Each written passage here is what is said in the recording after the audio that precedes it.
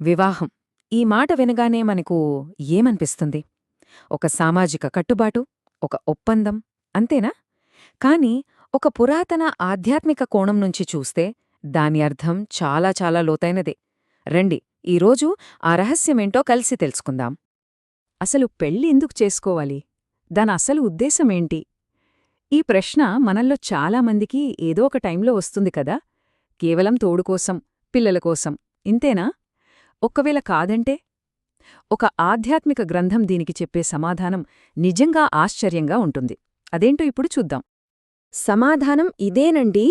వివాహమనేది ఈ భూమిపైకి వచ్చిన ఇద్దరు ఆత్మల మధ్య ఒక పవిత్రమైన ఆధ్యాత్మిక భాగస్వామ్యం, వాళ్ల దైవిక పరిపూర్ణత లక్ష్యాన్ని సాధించడానికి. అంటే ఆలోచించండి, ఈ దృష్టిలో పెళ్లి అనేది గమ్యం కాదు, అదొక ప్రయాణం. ఇద్దరు మనుషులు కలిసి ఆధ్యాత్మికంగా ఎదగడం కోసం చేసుకున్న ఒక పవిత్రమైన ఒప్పందమన్నమాట. సరే, ఈ ఆధ్యాత్మిక భాగస్వామ్యం అనే మాట వినడానికి బాగుంది, కాని ఈ పునాది ఎలా పడుతుంది? అసలు వివాహాన్ని ఒక ఆధ్యాత్మిక ప్రయాణంగా ఎలా చూడాలి? ఆ విషయం ముందుగా అర్థం చేసుకుందాం. ఈ అద్భుతమైన ఆలోచనలు ఎక్కడ్నుంచి వచ్చాయో తెలుసా? ది డివైన్ లైఫ్ సొసైటీ వ్యవస్థాపకులు స్వామి శివానంద గారి దగ్గర నుంచి. ఆయన 20వ శతాబ్దంలో గృహస్థులకు, అంటే మనలాంటి సంసార జీవితం గడిపేవాళ్లకి ఆధ్యాత్మిక మార్గాన్ని ఎలా అనుసరించాలో చూపించారు. ఇక్కడొక అద్భుతమైన పోలిక ఉందండి. మన ఇల్లు ఒక పవిత్రమైన యుద్ధక్షేత్రమట. అయితే ఈ యుద్ధం బయటివాళ్లతో కాదు, మనతో మనకే, మనలోని బలహీనతల్ని జయించడానికి. నిజానికే ఈ గ్రంథం ఏమంటుందంటే, ఇంట్లో మనల్ని మనం జయించడం ఎవరెస్ట్ శిఖరాన్ని ఎక్కడం కన్నా ఉత్కంఠభరితమైనది, గొప్పది. సరే, మరి ఈ ఆధ్యాత్మిక ప్రయాణంలో భార్యాభర్తల పాత్రలు ఎలా ఉండాలి? ఈ ఇంటికి మూలస్తంభాలైన వాళ్ళిద్దరూ ఎలాంటి బాధ్యతలు తీసుకోవాలి? ఆ విషయం చూద్దాం పదండి. ఇక్కడ మనం గమనించాల్సిన ఒక ముఖ్యమైన విషయముంది. భార్యాభర్తలిద్దరికీ వేరువేరు బాధ్యతలు ఉన్నట్టు కనిపిస్తున్నా వాళ్ల లక్ష్యం మాత్రం ఒక్కటే. భర్త బాధ్యత ఇంట్లో ఆధ్యాత్మిక వాతావరణాన్ని కాపాడటం అయితే, భార్య బాధ్యత గృహధర్మాన్ని నిలబెట్టడం. అంటే వాళ్ళిద్దరూ ఒకరికొకరు అద్దంలాంటి వాళ్లనమాట. ఒకరి ఎదుగుదలకు మరొకరు సహాయం చేసుకోవాలి. ఇక్కడ స్త్రీధర్మం అనే మాట పదే పదే వస్తోంది. ఇదేదో కేవలం ఇంటి పనుల గురించి కాదు.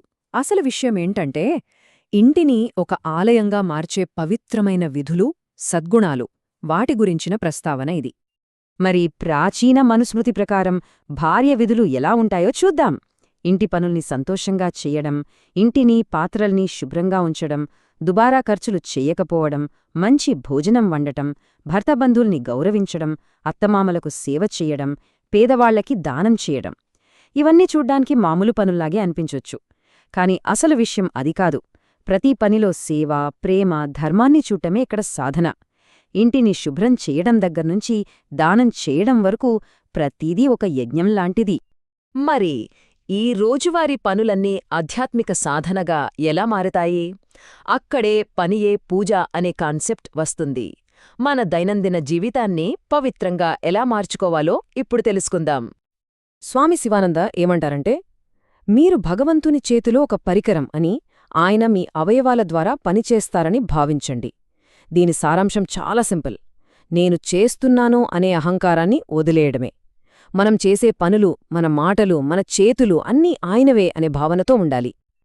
అంటే అసలైన మార్పు రావాల్సిందిక్కడ మన ఆలోచనా విధానంలోనే. మన ఆఫీస్ని ఒక దేవాలయంగా, మనం చేసే ప్రతి పనిని దేవుడికి పెట్టే నైవేద్యంగా భావించినప్పుడు ఆ ఒక్క మార్పు చాలు, మన పనులన్నీ డైనమిక్ యోగాగా మారిపోతాయి.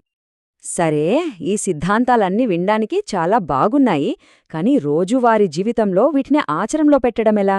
దానికోసం కొన్ని సులువైన మార్గాలు కూడా ఉన్నాయి, చూద్దాం. దీనికోసం ఒక సింపుల్ సాధనా పద్ధతి ఉంది. మనం ఎంత బిజీగా ఉన్నా సరే, పని మధ్యలో ప్రతి కొన్ని గంటలకొకసారి చిన్న బ్రేక్ తీసుకోవడం.